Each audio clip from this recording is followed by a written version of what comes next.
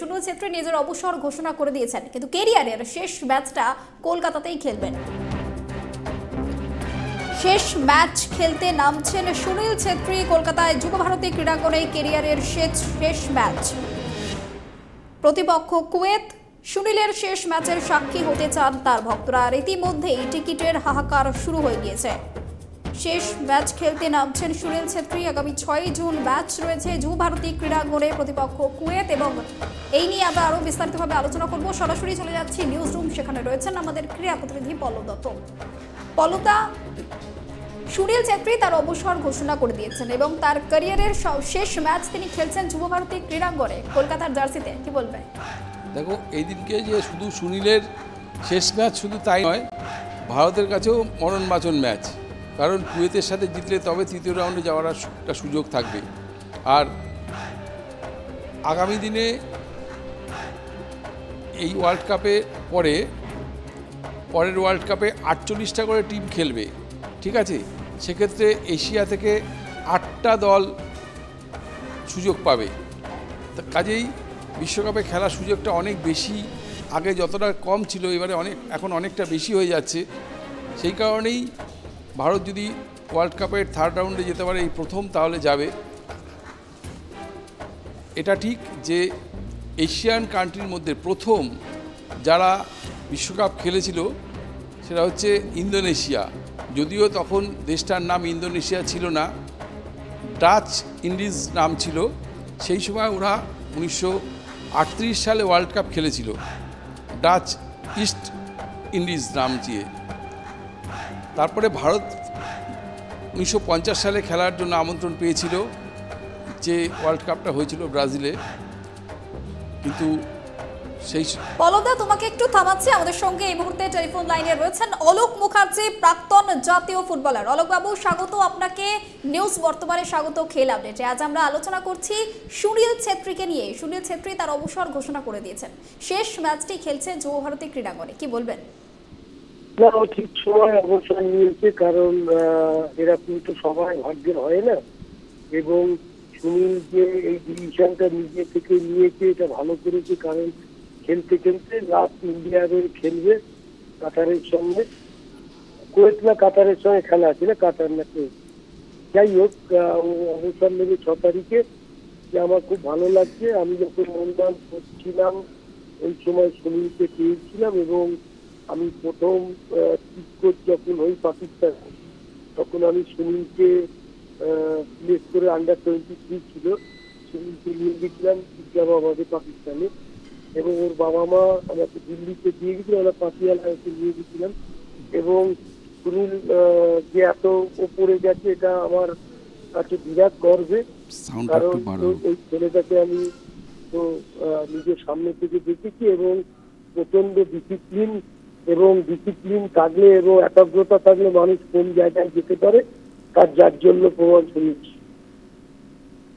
একেবারে অলোক বাবু, আমাদের সঙ্গে নিউজ রুম থেকে রয়েছেন আমাদের ক্রীড়া প্রতিনিধি পল্লব দত্ত। পল্লব দা, তোমার প্রশ্ন।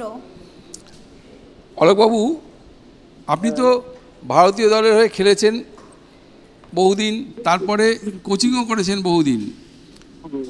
তা সুনীলের সম্পর্কে তো বললেন, এই মুহূর্তে ভারতীয় দলে সুনীলের বিকল্প কি পাওয়া যাচ্ছে? আমি তো কাউকে এখনো দেখছি না, মানে ওর বিকল্প তৈরি করতে পারিনি। সুতরাং সুনীল যে লেভেলে খেলেছে, যেভাবে গোল করেছে, সেই লেভেলের প্লেয়ার কিন্তু ইন্ডিয়া টিম এখনো প্রডিউস করতে পারেনি। সুতরাং একটা বিরাট ভ্যাকুয়াম হয়ে যাবে সুনীল চলে যাওয়া, একটা বিরাট। তারপরে সবচেয়ে বড় জিনিস, সুনীল শুধু ক্যাপ্টেন নয়, এবং টিমকে উদ্বুদ্ধ করত, এবং প্লেয়ারদের সঙ্গে গুড রিলেশন ছিল। ওর অনেক গুণ ছিল। একটা ছেলে ভিন্ন বাহিরে এই জায়গায় তো যেতে পারে না, কারণ ও যখন প্রথম খেলা স্টার্ট করেছিল, কেউ ভাবিনি যে সুনীল এত বছর ধরে ভারতীয় ফুটবলে খেলবে। এত বছর কিন্তু একাগ্রতা এবং নিষ্ঠা মানুষকে কোন জায়গায় নিয়ে যেতে পারে, যার জন্য প্রমাণ শুনিয়েছে। আচ্ছা, আপনি তো এখনো কোচিং করছেন? এখন আর করছেন না? বলছি, বাংলার কোনো ফুটবলারকে মনে হচ্ছে যে আগামী দিনে ভারতীয় দলে খেলতে পারে, এরকম কোনো বাঙালি স্ট্রাইকার? আমি এখনো সেরকম আমার মনে বলছি যে আমি দেখেছি বাঙালি ফুটবলার তো আমাদের কলকাতা দেশের যে ফুটবলার তারা তো উঠেই গেছে, কিন্তু সুনীলের অভাব পূরণ করা খুব কঠিন ব্যাপার। আমি জানি না সুনীল ছেড়ে দেওয়ার পর ছেড়ে দেওয়ার পর এই জায়গাটা কে পূরণ করবে, সেটা বৃহত্তর রহিম আলী ছেলেটা ভালো খেলতে, কিন্তু সে তো আর সুনীল ছেত্রী হতে তার সময় নেই। সে আমারই ইচাপুরের ক্লাবে, আমার ক্লাবেরই ছেলে রহিম আলী, কিন্তু সুনীলের জায়গা ধরে মানে ফিরে পেতে ভারতীয় ফুটবলে আমি কাউকে দেখছি না এখন। আচ্ছা, এখন যে মানে বাংলার জেলায় জেলায় যে ফুটবল, সেই জেলা ফুটবলের লড়াইটা অনেকটা কমে গেছে, জেলার টুর্নামেন্টগুলো ঠিকমতো হচ্ছে না, এই জন্য কী বলবেন? এটা আমরা তো 24 পরগনার ছেলে, আমাদের ওখানে ধরুন ওখান থেকে পরিমল দে, ভাস্কর গাঙ্গুলি, চিন্ময় চ্যাটার্জি, রঞ্জিত মুখার্জি, সুব্রত ভট্টাচার্য, মনোরঞ্জন ভট্টাচার্য, তারপরে আমি আপনি আছেন, সংগ্রাম, সুব্রত। এই যে ডিস্ট্রিক্ট খেলা হতো না, সেটা পুরো বন্ধ হয়ে গেছে। হ্যাঁ, যে সাপ্লাই লাইন অফ প্লেয়ার, এটা তো ডিস্ট্রিক্ট খেলা বন্ধ হয়ে যাওয়ার পর সব কিছুই বন্ধ হয়ে গেছে, কারণ যার জন্য প্লেয়ার আসছে না। আর যেসব ক্লাবগুলো ছিল, যুগপতি, সবুজ সংঘ, তরুণ সংঘ, আমাদের ওখানকার খড়দার, রওরা ক্লাবগুলো, এইসব ক্লাবের থেকে প্লেয়ার কলকাতায় খেলতে, এবং এখান থেকে দেখবেন ম্যাক্সিমাম প্লেয়ারই সব 24 পরগনা। সেইটাই কারণ সেইখানে সাউথ 24 পরগনা, নর্থ 24 পরগনা প্লেয়াররাই তো কলকাতা ফুটবলকে এইটা ডিস্ট্রিক্ট খেলাটা বন্ধ হয়ে গিয়ে এখন হয়তো ISL একা হচ্ছে, কিন্তু আসলে ফুটবলে কিন্তু আমরা এখনো এগোতে পারিনি। আপনি যদি আমায় বলেন, আমি বলবো ফুটবলে আমরা এগোতে পারিনি। তার কারণই হলো মফস্বলে ফুটবলার আসা হয়ে গেছে, এবং এখন একটা দেখান যে ডিস্ট্রিক্ট থেকে ভালো ফুটবলার আসছে না, একদমই না। মানে ইদানিংকালে তো, আর একটা সময় বলা হতো যে মেন লাইনে ট্রেন বন্ধ থাকলে কলকাতা ময়দান ফাঁকা হয়ে যেত। হ্যাঁ, তা এখন তো মানে ডিস্ট্রিক্টের খেলা তো বহু 6 বছর ধরে ওই আইনি লড়াইয়ের জন্য কোনো টুর্নামেন্টই চলছে না, ডিস্ট্রিক্ট লিগটাই বন্ধ হয়ে গেছে। মানে এর প্রতিকার যদি ওরা চালু করার চেষ্টা করছে, কিন্তু আমার মনে হয় ওই দিন আর ফেরাতে পারবে না। কারণ আমি তোমায় বলছি, আমরা ডিস্ট্রিক্ট খেলতে যেতাম, আমাদের যদি সোমবার খেলা থাকতো তো আমরা শনিবার ডিস্ট্রিক্ট খেলতাম, আমিও খেলতাম, ভট্টাচার্যরাও খেলতাম, আমরাও ইচাপুর অনুশীলনী হয়ে খেলতাম, এবং মাঠে যা ভিড় হতো তোমার ধারণা নেই। হ্যাঁ, আমি তো এই ডিস্ট্রিক্টেরই মানুষ, আমি জানি। আমরাও খেলা দেখতে যেতাম, আমরা ভিড় করতাম, এবং সেই সব ম্যাচেই অন্তত প্রায় 10,000 লোক হতো ডিস্ট্রিক্টের একটা ম্যাচে। হ্যাঁ, তোমার বাড়ি কোথায়? আমি তো মানে পানিহাটির। ও আচ্ছা, পানিহাটি। আচ্ছা, পানিহাটি আমার মামার বাড়ি আছে। আচ্ছা আচ্ছা, এখানে Vivekananda sporting, Panihati sporting, Sodepur club, এইসব মাঠে যখন ম্যাচ হতো, সেই একটা ম্যাচেই মানে অ্যাভারেজ 7,000 লোক তো হতোই।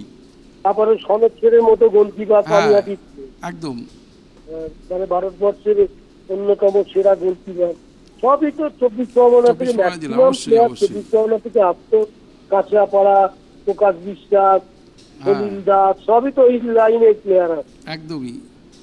তারও আগে কেষ্টপাল, কেষ্টপাল, এরা ছিল, মহাবীর প্রসাদ, আরো আগে মোহাম্মদ মুকিম, নাজিব, নাজিব, সবই তো খড়দার ওখানকার ছিল। একদমই একদমই, হ্যাঁ, মানে সবই বন্ধ হয়ে গেছে। সুতরাং সুনীলের অভাব পূরণ করা খুব মুশকিল। ধন্যবাদ আপনাকে। ধন্যবাদ অলোক বাবু। অলোক মুখার্জি আমাদের সঙ্গে ছিলেন, প্রাক্তন জাতীয় ফুটবলার। আমরা আলোচনা করছিলাম সুনীল ছেত্রীকে নিয়ে, এবং একই সঙ্গে আমাদের সঙ্গে ছিলেন নিউজ রুম থেকে পল্লব দত্ত। পল্লবদা, তুমি আমাদের সঙ্গে থাকো, পরবর্তী খবরে আবারও ফিরছি তোমার কাছে। এবং যে খবরে আমরা নজর রেখেছিলাম, সুনীল ছেত্রী তার শেষ ম্যাচ খেলতে চলেছেন কলকাতায় যুবভারতী ক্রীড়াঙ্গনে। অবসর ঘোষণা করে দিয়েছেন। আগামী 6 জুন যুবভারতী ক্রীড়াঙ্গনে ম্যাচ রয়েছে, প্রতিপক্ষ কুয়েত। এখন সময় হয়েছে একটা ছোট্ট বিরতির। ফিরে আসছি বিরতির পর, সঙ্গে থাকুন।